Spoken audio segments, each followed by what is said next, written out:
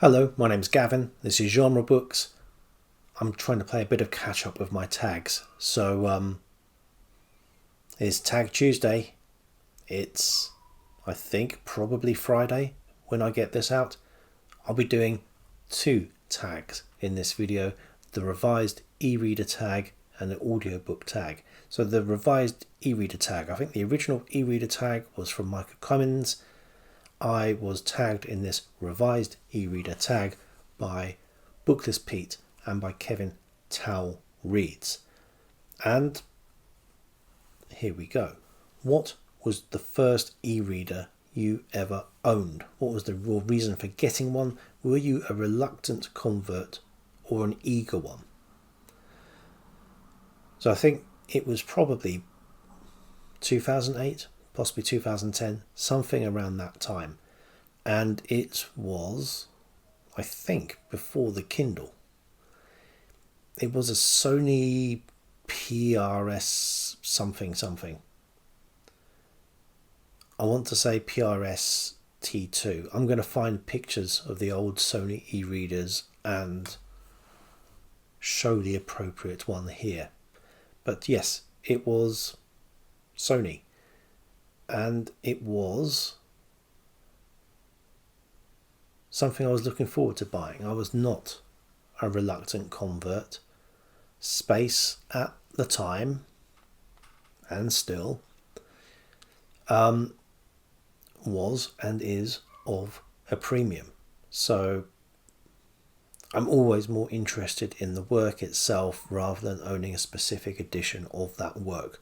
For the most part, there are obviously exceptions. But I am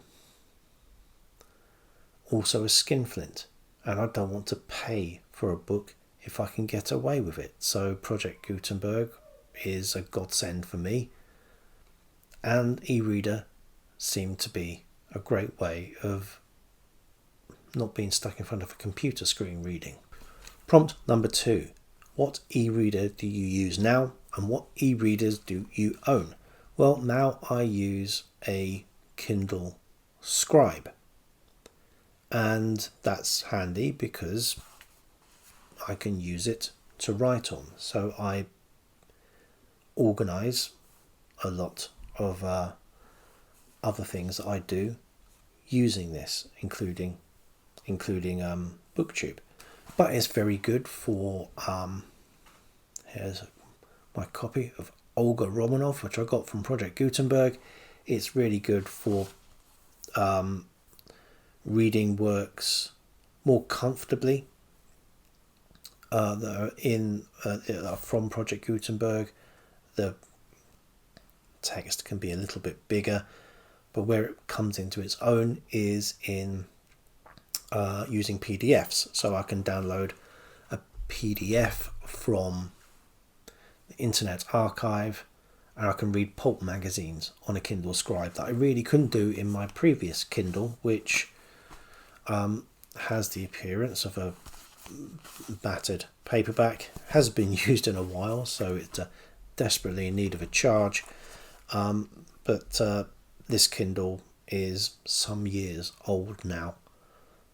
I will still use it occasionally. I think it'd be a good thing to take to places where I've not got a bag for the Kindle Scribe, or I don't want somewhere where the Kindle Scribe may get damaged. As you can see, I've got less qualms about this device, but it was good. It was dependable. I don't think it ever let me down, except when I wanted to read PDFs, because there was no way to expand that text, and sometimes that writing, especially in pulp magazines, was just so small it was absolutely unreadable. So those are the two e-readers I have now, and I'll be honest, I only really at the moment use the Kindle Scribe. Prompt number 3. Do you read digitally on multiple devices or always on the same device? Well, it is the Scribe all the way. I don't have any other device that I read stuff on other than an e-reader. So yeah, it's a fairly simple answer. Do you still read physical books?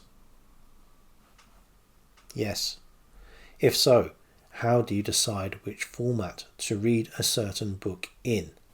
Physical for preference. There are times when it's not really possible. If I have a book on the go and I'm taking it on my commute, if it's too big, not going in the bag without it being damaged, I'm not going to take it. So I then will rely on the e-reader. But here, in the comfort of my own home, it's always going to be physical. The advantage of an e-reader is portability, and where a physical book is not available, availability. Of older books, if you're looking at a Penguin Classic, I will never buy a Penguin Classic in e-reader format. It's always going to be in physical format. The advantages of those physical books over stuff in the public domain is it has notes, proper notes, is it has scholarly introductions and context, etc., etc. With public domain documentation from Project Gutenberg or elsewhere, it's just going to be the text, which usually that's absolutely fine. But it does lead me on to prompt number 5. What is something you dislike about reading ebooks? Notes. Possibly it's just the way I use it, but I just find the use of notes in e-readers awkward. Referencing back to other parts of the book, you can't easily flip back through an e-reader. Finding particular passages. E-reader is great for highlighting something. It's no good if you make a sudden realization later in a book that it links back to a certain other passage, which you then have the devil of a job to find. Prompt number 6. Would you ever ditch physical books completely and become a sole ebook reader? Never, never, never. And prompt number 7. Where do you get your books? Very, very occasionally I will buy something from the Kindle or the Amazon store for Kindle. Usually that is one of these mega packs, these editions where you can buy almost someone's complete oeuvre for pennies. What I won't do is buy new books, except where they are on a very sort of deep discount. And I don't buy those willy-nilly. I have to really want something. I won't just spend, even 99p, I won't spend speculatively. Not when there is so much available for 0 pennies. Library loans. Although that is very difficult to do on a Kindle in the UK. Sort that out. Third-party websites, obviously. Project Gutenberg, Internet Archive. That's where I get my ebooks. Anywhere that is giving them out. The second tag, as this is a double bill, is one that I probably wouldn't have attempted were I not able to double up. This is the AudioBook Tag, and I was I think this came originally from BookBuds, and I was tagged by Alan at Big Hard Books and Classics.